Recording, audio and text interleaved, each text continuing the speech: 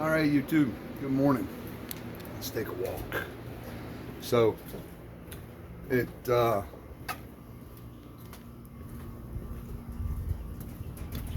been a long time since I've been on here. I started this channel and I haven't really done anything with it. A couple of tours around my trucks and, this, that, and the other thing. But, I've said I was going to document some stuff. Well, now we're going to document some stuff. I'm out here at our rig. Let's see if I can get a good shot of this thing. It's our 2013 Road Warrior 305. We live in this thing a lot. We use it for travel soccer, and we've got a Harley and our Polaris Razor side-by-side. And we travel with the side-by-side. We just took a trip 2 days ago, but we didn't use this guy here. We have another one planned, 5 days in October in Southwest Virginia. Not Southern Virginia, Southern West Virginia. So anyway, our last trip, you see this behind me right here, that little black spot on the side of the camper. Our last trip, we were in New Jersey, and we came home and stopped at our local grocery store, grabbed a couple things on our way in, got out of the truck, and this is what we found. Let me see if I can get in here. All right, that's cracked. That is, I'm working on it, give me a minute. That fiberglass is cracked, and what we found on the inside, we tore this wall apart. We're putting it back together now because we're going to move it. We're going to take it to my buddy's shop. He's got a big building that just happens to be empty right now, waiting for somebody to lease it. This nose cone has to come off. The sidewalls have to be peeled back. You can see some delamination here. Right, see that? So there's been some water got in there and caused that, but we're gonna deal with that while we fix this. The big problem here is there's an aluminum frame in this wall. So we have an aluminum upright right here. We have an aluminum cross member that comes across here.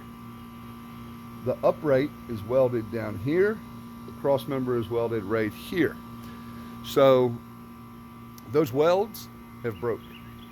And this slide out has actually fallen, creating the pressure that made this bubble and crack.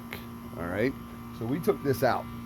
This little bit right here that you see should be underneath of this white trim, right?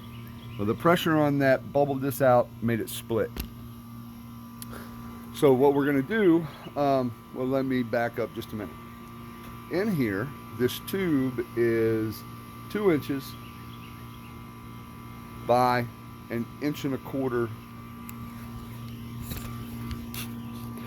this way, right?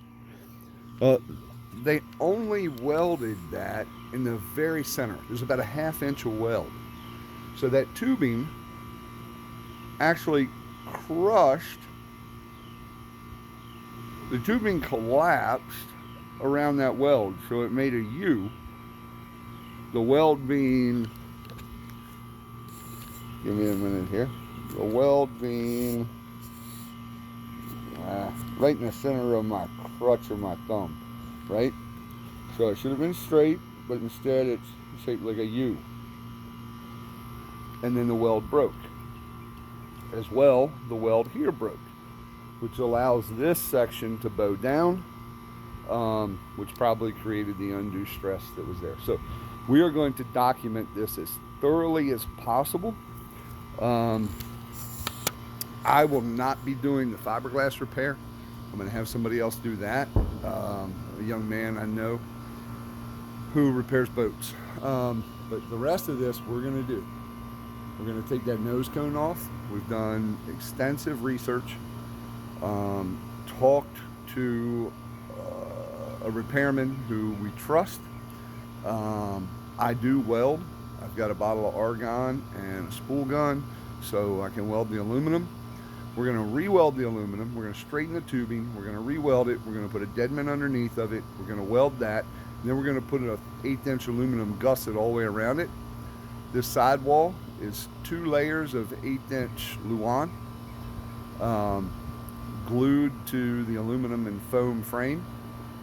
First layer, second layer, obviously glued to the first layer of Luan, and then the fiberglass. This is much like doing Formica countertops. I've done miles of Formica countertops. I'm very mechanical, do most of my own repair work on my vehicles. I am a cabinet maker by trade. That's where I started my career in the construction industry. Thankfully I've managed to get out of that. I now manage construction, but we're going to put some scaffold up to pull this nose cone off that I'm going to bring home from work. We're going to pull that slide out completely out, using basically a rolling cart that we're going to build to go under it. Then we're going to adjust the height of the camper to take the pressure off of it, roll it out, leave it on that stand at that height so we don't have to muscle it around. It should be pretty simple, but this is going to be me, my wife, my 19-year-old son, my 17-year-old daughter when appropriate, and a really good friend who we travel with often, who's also in the heavier construction industry, and has a lot of mechanical knowledge. But anyway, stick with us for the journey. I'm going to do the absolute best I can to document this very thoroughly, and really test my editing skills. So stick with me, YouTube, and we'll get some good content on here for you. Easy cheesy.